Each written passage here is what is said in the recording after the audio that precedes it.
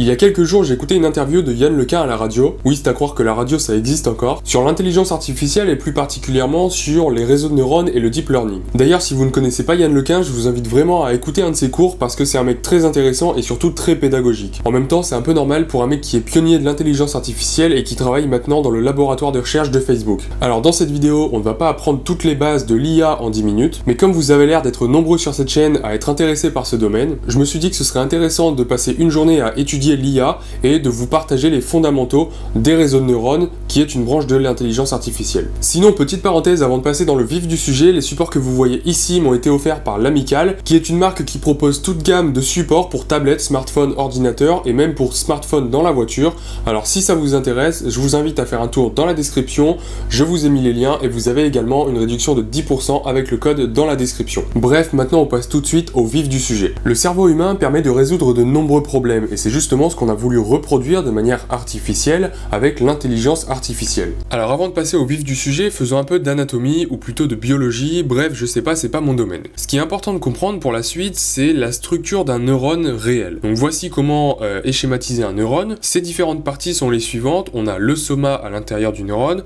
on a les dendrites et un axone. Donc ce qu'il faut comprendre en fait, c'est que un neurone, c'est tout simplement des capteurs qui vont recevoir des signaux, concrètement des impulsions électriques, et qui vont renvoyer un autre signal aux autres neurones du cerveau. Donc les dendrites sont les entrées, c'est-à-dire qu'ils vont recevoir des signaux électriques, et l'axone, qui est tout seul, il n'y a qu'un seul axone par neurone, et bien va émettre un signal. Donc le soma, l'intérieur du neurone en fait, va tout simplement faire la conversion des signaux d'entrée qui passent par les dendrites en un seul signal de sortie qui lui passe par l'axone. Mais maintenant la question c'est comment convertir ces signaux d'entrée en un signal de sortie. Typiquement on va présenter par exemple une image à notre série de neurones, donc chacune des entrées des neurones va correspondre à par exemple un pixel de l'image, et nous ce qu'on veut c'est que en sortie de mon neurone ou alors de mon réseau de neurones, eh bien j'ai tout simplement la catégorie à laquelle appartient l'image, typiquement une voiture ou un camion par exemple. Et maintenant il va donc falloir trouver la fonction qui va faire le lien entre les entrées et l'unique sortie du neurone. Et c'est justement à ce moment-là qu'intervient le machine learning.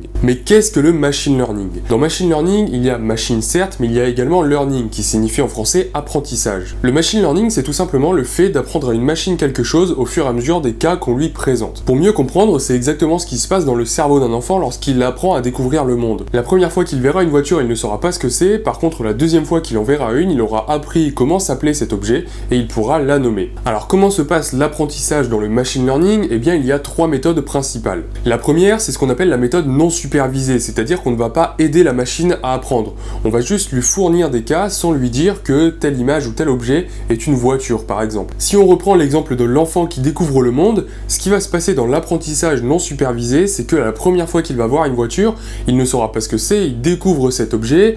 Par contre, la deuxième fois qu'il verra une voiture, il saura qu'un objet qui possède 4 roues et un volant éventuellement, eh bien appartient à la même catégorie d'objets que l'objet qu'il a vu précédemment. Par contre, il ne saura pas le nommer, il va juste savoir faire un groupe, une association entre le premier objet et le deuxième objet. L'apprentissage non supervisé permet de faire ce qu'on appelle du clustering, c'est-à-dire rassembler plusieurs objets qui ont les mêmes caractéristiques sous une même catégorie. Ça permet donc de catégoriser des objets sans forcément leur mettre une étiquette dessus. Concrètement, à quoi ça sert? Eh bien ça sert tout simplement à des recommandations par exemple. On peut imaginer un historique de visionnage de séries sur Netflix, eh bien on n'a pas besoin de catégoriser, on n'a pas besoin de donner un nom à certaines catégories d'utilisateurs Netflix, on saura que telle personne, si elle a les mêmes propriétés qu'une autre personne en fonction de leur historique Netflix, eh bien aura plus de chances d'aimer la nouvelle série qui sort. Ensuite, on a l'apprentissage supervisé. Donc là, c'est le contraire de l'apprentissage non supervisé, c'est-à-dire qu'on a des étiquettes à fournir à chaque donnée. Par exemple, on va montrer à un ordinateur ou à une machine plusieurs images d'un chien, par exemple, et on va lui dire que sur cette image, eh bien, il y a un chien. L'image est labellisée par le mot chien. On va lui donner également des images d'autres animaux, et ce qui va faire que la machine va pouvoir apprendre de manière supervisée quels sont les types d'images qui représentent tel ou tel animal. Ça peut par exemple permettre aux caméras sur les aires de péage sur les autoroutes de savoir quel va être le prix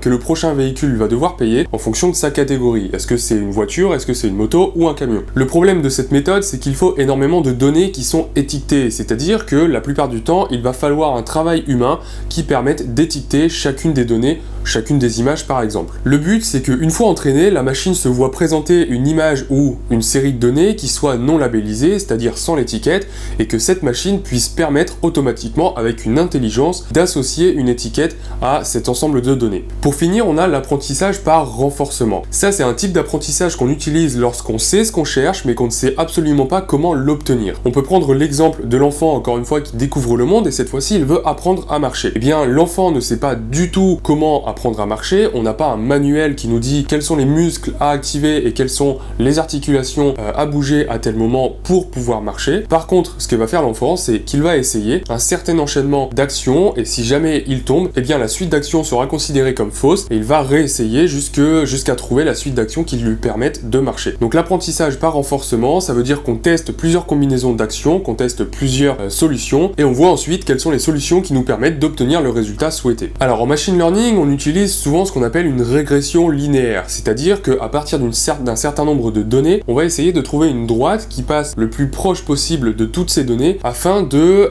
savoir, lorsqu'on a une nouvelle donnée, et bien d'utiliser cette droite qui va nous permettre d'associer une donnée en entrée, la donnée qu'on possède déjà, à la donnée qu'on veut deviner avec l'intelligence. Le problème, c'est que des régressions linéaires sont faciles dans le cas donc justement où c'est linéaire, c'est-à-dire que les données suivent une droite. Par contre, si les données qu'on a ne suivent pas une droite, eh bien c'est beaucoup plus compliqué de déterminer l'équation de la fonction qui va nous permettre de passer de la donnée en entrée au résultat souhaité. Et justement, les réseaux de neurones permettent de résoudre ce genre de problème très complexe. Maintenant, qu'est-ce qu'un neurone formel? Voici comment on peut schématiser un neurone. Donc de notre côté, cette fois-ci du côté de l'intelligence artificielle, on retrouve les différentes parties d'un vrai neurone, les dendrites, le soma et l'axone. Et en fait, le but du jeu, ça va être tout simplement de trouver les poids et la fonction qui va transformer les entrées en une seule sortie à l'intérieur de notre neurone. Donc voici les différentes parties d'un neurone formel. On a les entrées, le poids, la fonction d'agrégation, la fonction d'activation avec le seuil et enfin la sortie. Alors à quoi correspondent et surtout à quoi servent chacune de ces parties d'un neurone formel? Premièrement, les poids affectés à chacune des entrées vont permettre de modifier l'importance de chacune des entrées,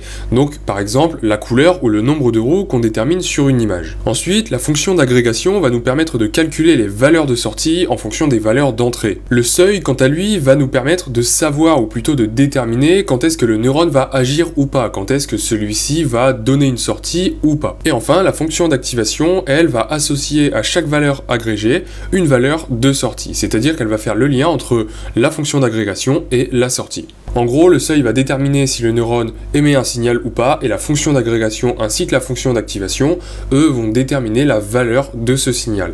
Alors maintenant qu'on a vu ce qu'était un neurone formel, essayons de comprendre ce qu'est un réseau de neurones. Mais un neurone formel, malheureusement, n'est pas suffisant pour résoudre la plupart des problèmes. Pour ceci, on va avoir besoin de ce qu'on appelle un perceptron. Un perceptron, c'est tout simplement un réseau de neurones à n entrées, toutes reliées à P neurones. Et ensuite, chacun des neurones aura un seuil, une fonction d'activation et une fonction d'agrégation, ce qui va nous permettre d'avoir plusieurs sorties. Maintenant, intéressons-nous aux fonctions d'activation. On va en voir 4, ce sont les plus couramment utilisées. La fonction d'activation la plus simple, c'est ce qu'on appelle l'échelon d'Heaviside. Concrètement, voici sa représentation, c'est-à-dire que si la valeur d'entrée est inférieure au seuil, eh bien la valeur de sortie sera égale à 0, et si la valeur d'entrée est supérieure au seuil, la valeur de sortie sera égale à 1. Le problème avec l'échelon d'Heaviside, c'est qu'on ne sait pas à quel point la valeur de sortie est proche ou non du seuil. Et pour ceci, on a une deuxième fonction. Cette fonction est une fonction sigmoïde et elle nous permet justement, avec la valeur de sortie, de savoir si on est plus ou moins proche du seuil avec la valeur d'entrée. Ensuite, on a la fonction gaussienne qui est la suivante. Donc là, en fait, ça nous permet tout simplement d'éliminer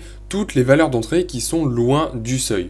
Donc la gaussienne, on peut la rétrécir ou l'allonger, et ce qui va justement nous permettre de prendre plus ou moins de valeurs qui sont autour du seuil. Et pour finir, on a une fonction qui s'appelle Rectified Linear Unit. C'est une fonction en fait qui est linéaire, mais seulement à partir du seuil.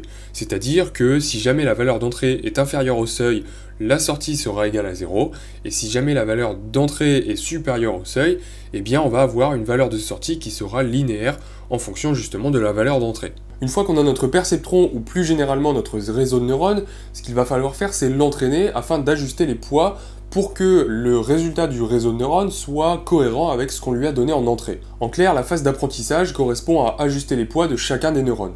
Bon voilà, c'était une introduction au réseau de neurones, mais on a déjà pu dans cette vidéo voir les bases du machine learning et du deep learning. Bien sûr que c'était schématisé, mais je ne vais pas aller trop loin dans les détails, d'une part parce que je ne suis pas encore assez formé dans ce domaine-là, et d'autre part parce que sinon on en aurait perdu plus d'un. N'hésitez pas à me dire dans les commentaires si ce genre de vidéo où je vous explique des notions d'informatique ou d'intelligence artificielle vous intéresse, et sur ce, moi je vous dis à la semaine prochaine.